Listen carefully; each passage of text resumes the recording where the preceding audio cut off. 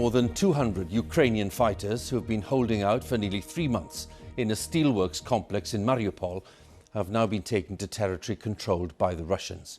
There are still people trapped in the Azovstal plant, and efforts to rescue them are ongoing.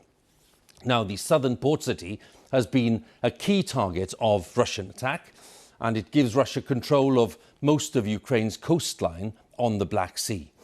Russian forces surrounded Mariupol in early March, causing immense damage and destruction to most of the city. But hundreds of Ukrainian troops managed to hold out, as we mentioned, in the huge steelworks situated right near the city and the port area.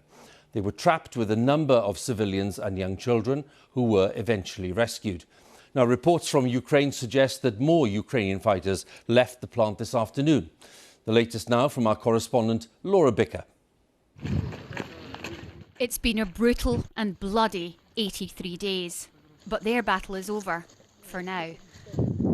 The wounded from Azovstal are carried out of the vast steel plant, filmed by the very force they've been fighting. Russia will be keen to air these images, which they say show surrender. But the Ukrainians say this deal is about survival. Tonight, as more fighters lay down their arms and are taken into Russian territory, Ukrainian leaders are keen to stress this was a way to save the country's heroes. For more than 2 months, the Russians have bombarded this industrial site. Analysts believe this latest attack used phosphorus bombs. But a small fighting force refused to give up. They may have also helped prevent Russia from pushing further north. Thanks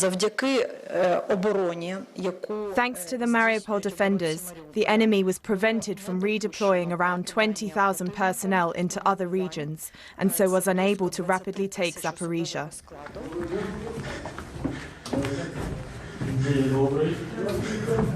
Civilians also used the site's vast network of tunnels as a refuge, aided by the soldiers.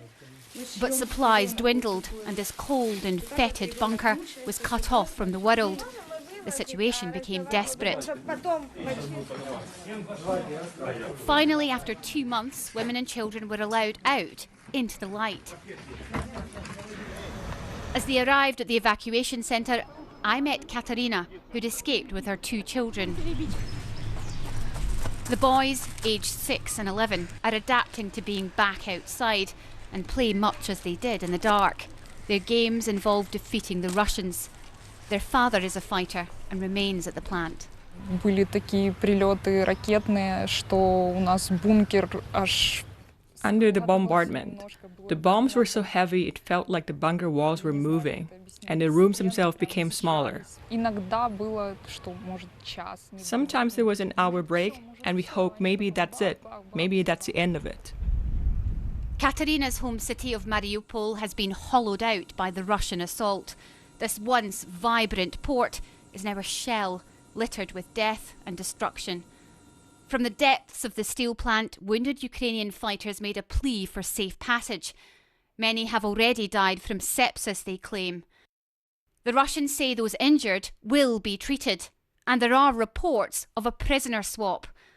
But it's not clear what will happen to the hundreds of fighters still at Azovstal. Among them is thought to be Katerina's husband. I really, really, really want to help them, but I just don't know how. I feel really powerless.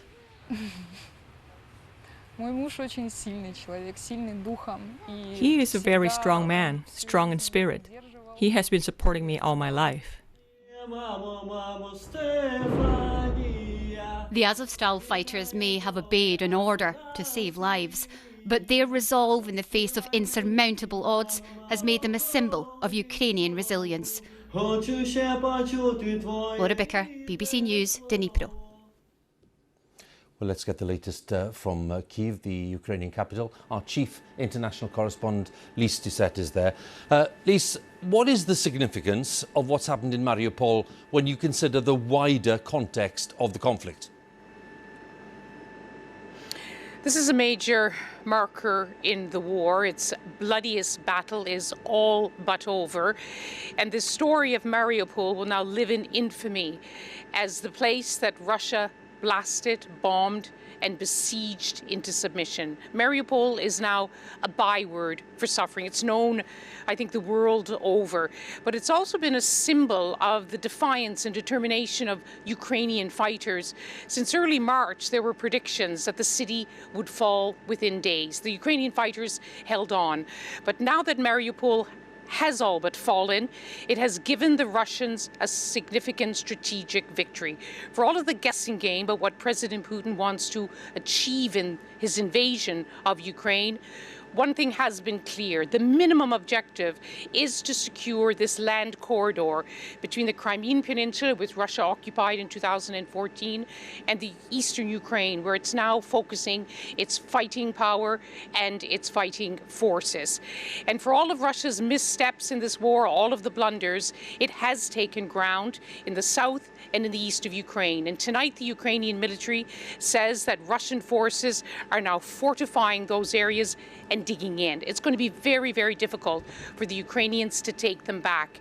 But armed with their resolve, which seems to grow by the month, and the growing flow of ever more sophisticated and heavy weaponry from the West, Ukrainian forces are certain to try.